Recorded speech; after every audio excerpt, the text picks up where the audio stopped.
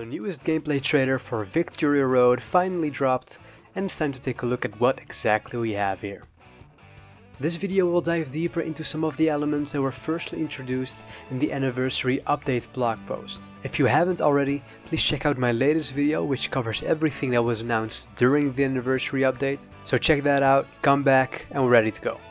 So in between we got the official English translation of the anniversary blog post, which seems to have some kind of identity crisis with the usage of dub and subnames. We get dub names for the mechanics, subnames for the player names. Look, the localization status of this game is a huge question mark right now, so let's not dive too much into this.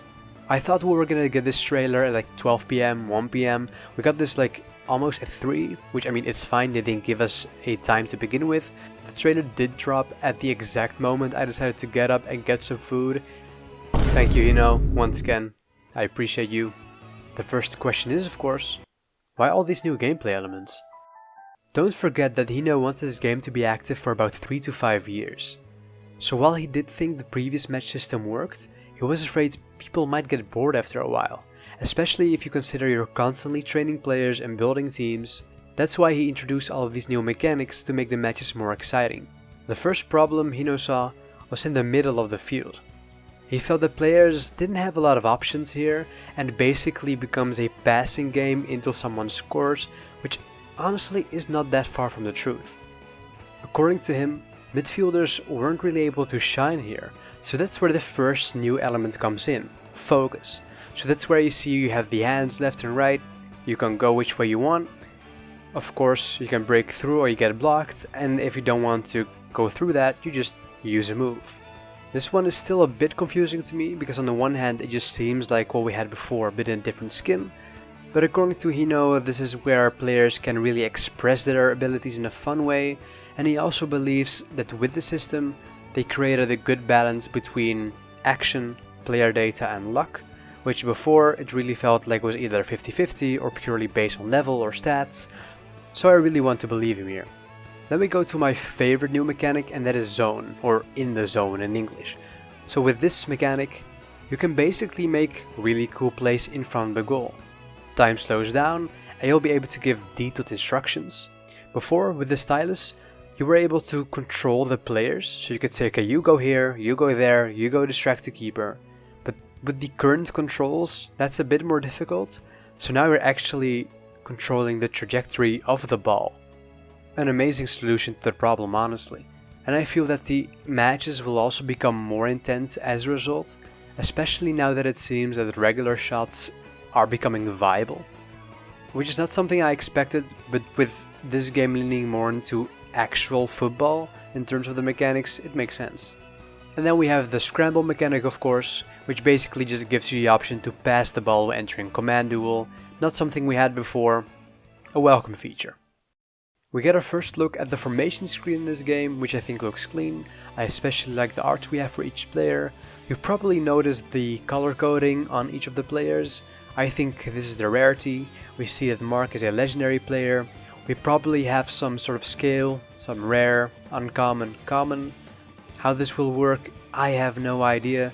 We do know that there will be some kind of luck elements to drawing the players in Football Frontier mode. So I'm not sure how that exactly works in this case here, because I don't think this is that mode, but we'll just have to wait and see. We then get introduced to a new set of skills. These are passive skills that affect the entire team. So you can read for yourself what these are specifically, but the first one, for example, increases the maximum tension value you have your gauge. Every player can equip a few of these, it seems like, so we might see some crazy numbers if one player already is able to increase certain attributes by 10%. I think this is just another way of showing that the focus is shifting to the performance of the team as opposed to the performance of an individual, which I'm honestly very happy with. Let's go back to special moves though, because Hino has some interesting things to share here. Special moves are the norm in Inazuma 11, and in a lot of the games, a player's value is determined by the moves they have. So for Victory Road, Hino wants the special moves to feel special again, and only wants them to be used when the time is right.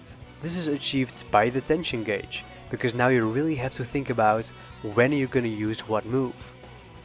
For me personally, special moves are the best part of Inazuma 11, so it's a bit bittersweet to see the spotlight taken away from them, even though it does make sense from a game design perspective. We only got 2 special moves this time around, being Whirly Whirly and Wind God's Dance. They weren't voiced either, which I did see caused some concern online, but last time we did get explicit confirmation that they were gonna be voiced, so I think this is just a specific build the trailer was constructed with. Unless they specifically tell us that they won't be voiced anymore, there's no reason to believe they won't. And finally, we get the confirmation that the story trailer is dropping on the 16th of September, which is in about 2 weeks from the moment of this recording.